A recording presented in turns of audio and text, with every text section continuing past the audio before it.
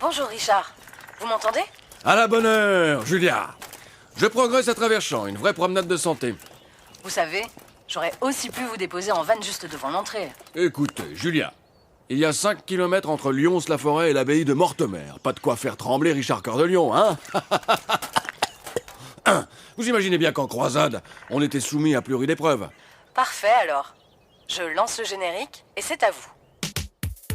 Les micro-aventures médiévales d'Heure Tourisme avec... Richard Cœur de Lion. Épisode 2, Frisson à l'abbaye. Richard, vous êtes en route pour l'abbaye de Mortemer pour tester la micro-aventure médiévale Frisson à l'abbaye. Vous ne pensez pas que vous êtes parti un peu tard? La nuit commence à tomber. Ça va aller, vous inquiétez pas pour moi. D'ailleurs, j'y suis presque, j'arrive aux abords de la forêt. Oui, alors justement, vous savez, vous êtes en pleine forêt royale. Il paraît que c'est plein de gibier. Faites attention à ne pas tomber sur un sanglier. Ah, vous m'amusez beaucoup, Julia. C'est vrai qu'il commence à faire sombre sous les couverts. C'est pas vrai, c'est pas vrai. J'ai de l'eau jusqu'aux chausses. Ah, quelle plaie. Et puis moi, l'humidité, ça me réussit pas. J'ai encore me choper un de ces rhumes. Je me rappelais pas qu'il y avait des marais dans le coin. Bah, Richard, révisez votre latin. Mortemer, mortemer, mortum mare, c'est clair, non? Bon, Julien, c'est pas le moment de refaire nos humanités. Vous ne pouvez pas me guider plutôt? Je crois que je suis un peu perdu. Écoutez, justement, j'ai perdu votre trace GPS. Ah ben bravo, bravo. Non, mais si je me réfère à votre dernière géolocalisation, je dirais qu'il vous faut poursuivre vers le sud. Le sud, le sud. Vous en avez de bonnes, vous. On y voit goutte ici. Et pour ce qui est du soleil, bah c'est terminé. C'est bizarre. Il brillait il n'y a pas 5 minutes, mais depuis que je suis entré dans la forêt, il y a comme une brume. Qu'est-ce qu'on entend, Richard? Je sais pas trop, là.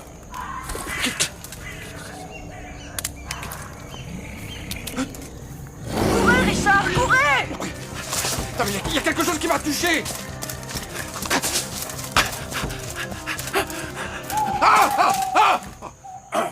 Non, c'est bon, c'est bon.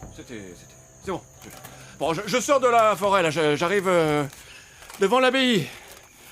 Ça y est, j'y suis. Richard, bon, dites-moi ce que vous voyez autour de vous. Eh bien, il y a une partie en ruine, un pigeonnier toujours debout et un grand bâtiment restauré. Est-ce qu'il y a du monde, de la lumière? Non, j'ai bien l'impression que c'est désert. Ou alors tout le monde dort déjà. Richard, qu'est-ce qui se passe? Je ne sais pas, Julia.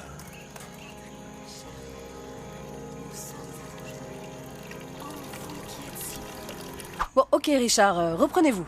Il faut poursuivre la visite comme prévu. Tenez, allez taper à la porte. Pendant ce temps, je reprends mes notes sur le lieu. Eh bien, figurez-vous que c'est Henri Ier Beauclerc, votre arrière-grand-père, qui avait décidé la construction de cette abbaye en 1134. Vous ne m'apprenez rien, ma petite. On a commencé la construction de l'église juste avant ma naissance, autour de 1155. Et à ma mort, elle n'était toujours pas finie. Dire que j'ai construit Château-Gaillard en seulement 2 ans. Bon, en même temps, je suis passé une fois ou deux donner un coup de main sur le chantier, et c'est vrai, on faisait pas mal de pauses pour se désaltérer. La bière était brassée sur place par Enguerrand, un moine très sympathique, Oui, ma foi. Richard, ces petites anecdotes sont passionnantes, hein, mais restons concentrés si vous le voulez bien. Alors, l'église a effectivement été terminée en 1200, juste après votre mort, et l'abbaye a connu ensuite 3 siècles de rayonnement incontestable dans toute la région et même au-delà, suivi par un long déclin. À la Révolution, les 4 moines qui résidaient toujours là ont été pourchassés dans le domaine avant de finir assassinés dans le cellier. Ah oui, quand même. Tiens, on entend des voix. Peut-être des visiteurs? Peut-être. J'aperçois des ombres derrière les ruines. La belle ruine dont vous parlez est celle de l'église. Et le bâtiment qui semble plus récent date du 18e. Allez-y, Richard, s'il y a du monde, c'est là qu'il se trouve. Qu'est-ce qu'il fait froid ici. J'espère que quelqu'un va m'ouvrir. Croyez-le ou non, mais tout cœur de lion que je suis, je commence à fatiguer un peu. Richard, je vous ai mis des biscuits à la cannelle dans votre sac. Prenez-en 1 ou 2, ça va vous requinquer. Bonne idée, mais je préfère les garder pour plus tard.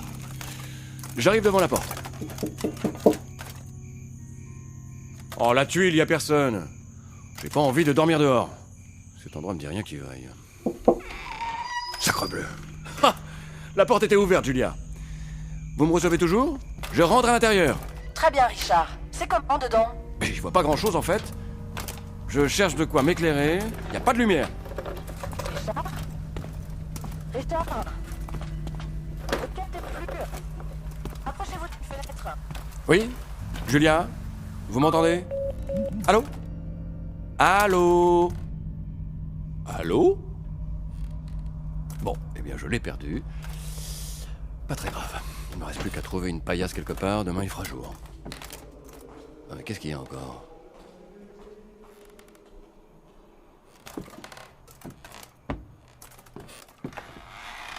Tiens, voilà une chambre, parfait.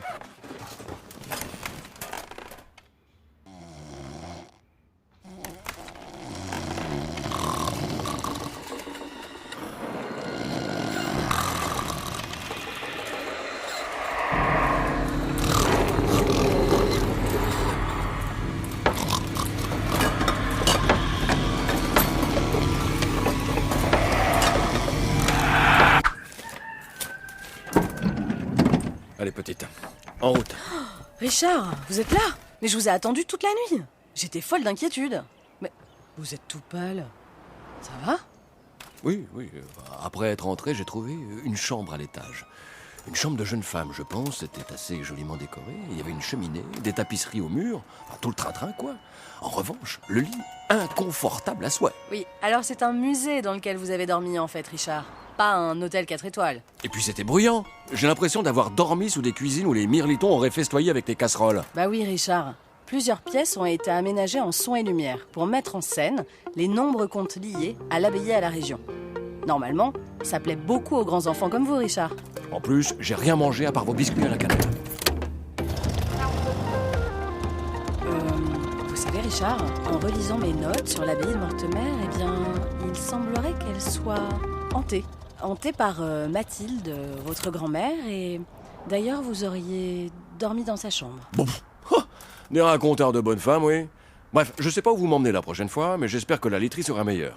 Eh bien, Richard, la prochaine fois, on ne dort pas, puisqu'on va visiter toute la frontière de votre duché. Préparez vos mollets.